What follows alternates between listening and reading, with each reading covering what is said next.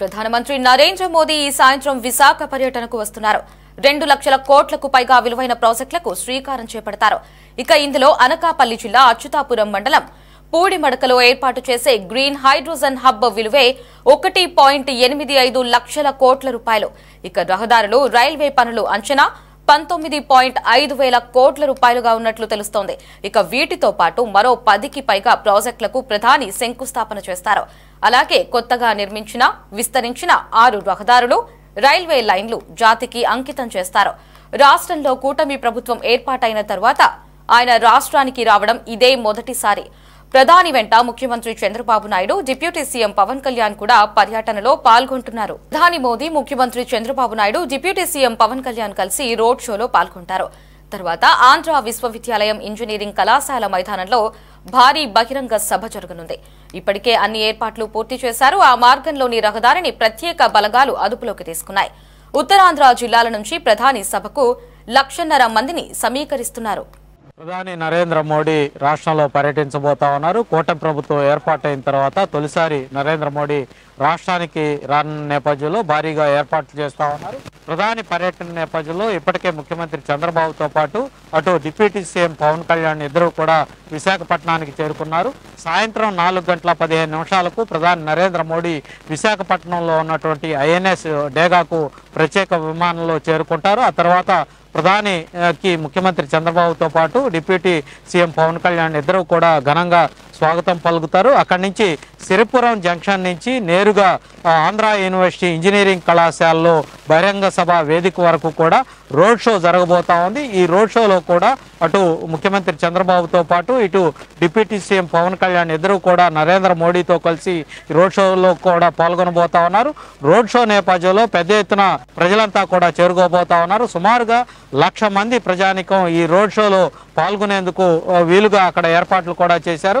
అలాగే ఇంజనీరింగ్ కళాశాల వేదిక వద్ద ఇప్పటికే ఏర్పాట్లన్నీ కూడా పూర్తయ్యాయి. గత వారం రోజులుగా రాష్ట్రానికి సంబంధించినటువంటి మంత్రులతో పాటు అటు కూటమికి సంబంధించినటువంటి 3 పార్టీల నేతలు కూడా ఏర్పాట్లను దగ్గరుండి పర్యవేక్షిస్తున్నారు. దాదాపుగా ఏర్పాట్లన్నీ కూడా పూర్తయ్యాయి. ఈ సభకు కూడా దాదాపుగా 1,00,000 మంది హాజరయ్యే విధంగా అక్కడ ఏర్పాట్లన్నీ కూడా చేయటం జరిగింది. ప్రధానంగా భద్రతా పరంగా ఎక్కడా కూడా ఎలాంటి ఇబ్బందులు తలెత్తకుండా భారీగా భద్రతా బలగాలను ఏర్పాటు చేశారు. సుమారుగా 3,000 మంది పోలీసు భద్రతా సిబ్బందిని ఇక్కడ వినియోగిస్తా ఉన్నారు. ఈ వేదిక నుంచి ప్రధాని నరేంద్ర మోడీ రాష్ట్రానికి సంబంధించినటువంటి సుమారుగా 2 లక్షల కోట్లకు సంబంధించినటువంటి అభివృద్ధి పనులకు శంకుస్థాపనలు, ప్రారంభోత్సవాలు వర్చువల్ విధానంలో చేయబోతా ఉన్నారు. ముఖ్యంగా గ్రీన్ హైడ్రోజన్ ప్రాజెక్టుకు సంబంధించి 1,80,000 కోట్ల రూపాయలతోటి అక్కడ పూడిమడక వద్ద ఈ గ్రీన్ హైడ్రోజన్ హబ్ను ఏర్పాటు చేయబోతా ఉన్నారు. దీనికి సంబంధించి 1,200 ఎకరాలను ఇప్పటికే కేటాయించారు. అక్కడ సుమారుగా 25,000 మందికి ఈ గ్రీన్ హైడ్రోజన్ హబ్ ద్వారా ఉపాధి లభించబోతుందని రాష్ట్ర ప్రభుత్వం అంచనా వేస్తా ఉన్నారు. అలాగే నక్కపల్లి వద్ద ఒక బల్క్ డ్రగ్ పార్కుకు ప్రధాని నరేంద్ర మోడీ శంకుస్థాపన చేయబోతా ఉన్నారు. సుమారుగా 1,800 కోట్ల రూపాయలతోటి ఈ బల్క్ డ్రగ్ ఏర్పాటుకు సంబంధించి రాష్ట్ర ప్రభుత్వం అటు కేంద్ర రాష్ట్ర ప్రభుత్వాలు ఖర్చు చేయబోతా ఉన్నాయి. దీని ద్వారా 10,000 కోట్ల పైచులకు పెట్టుబడులు రాబోతున్నట్లుగా కూడా ఒక అంచనా అయితే వేస్తున్నటువంటి పరిస్థితి అయితే సుమారుగా 30,000 మందికి ఈ బల్క్ డ్రగ్ ప్రాజెక్టు ద్వారా ఇక్కడ ఉపాధి అవకాశాలు లభించబోతా ఉన్నట్లు తెలుస్తూ ఉంది.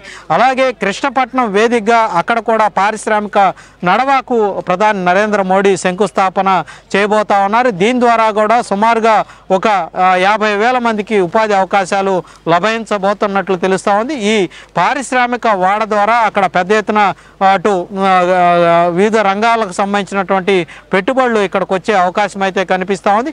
ఏదేమైనప్పటికీ కూడా ఇవాళ ప్రధాని నరేంద్ర మోడీ పర్యటనకు సంబంధించి దాదాపుగా ఏర్పాట్లన్నీ కూడా పూర్తయ్యాయి. సాయంత్రం బహిరంగ సభ నుంచి విశాఖపట్నంలో జరగబోయే బహిరంగ సభ వేదికగా ఈ రాష్ట్రానికి ఈ కేంద్ర ప్రభుత్వం ఏం చేసింది, భవిష్యత్తులో ఏం చేయబోతుంది అన్నటువంటి పూర్తి స్థాయి వివరాలను వెల్లడించబోతా ఉన్నారు.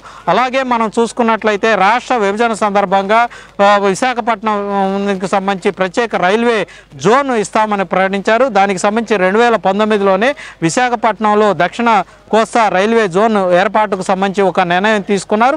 ఇవాళ దానికి సంబంధించి ప్రత్యేకంగా రైల్వే జోన్ ప్రధాన కార్యాలయానికి ప్రధాని నరేంద్ర మోడీ చేతుల మీదుగా శంకుస్థాపన కార్యక్రమం కూడా జరగబోతా ఉంది. ఒక రకంగా చెప్పాలంటే ఇవాళ నరేంద్ర మోడీ చేపడుతున్నటువంటి అనేక అభివృద్ధి కార్యక్రమాల ప్రారంభోత్సవాలకు సంబంధించి అటు శంకుస్థాపనలకు సంబంధించి ఒక రకంగా రాష్ట్ర అభివృద్ధికి ఇది కీలక ముందడుగు కాబోతుందని అందరూ కూడా అంచనా వేస్తున్నటువంటి పరిస్థితి అయితే ఉంది.